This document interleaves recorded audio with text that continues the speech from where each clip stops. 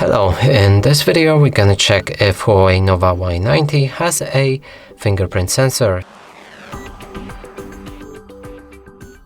So in order to do this, first let's open our settings. Now locate the security tab. See if there's anything like a fingerprint right here. But there's not. Maybe there's biometrics, here it is. And now fingerprint ID. So this confirms the phone has the fingerprint sensor.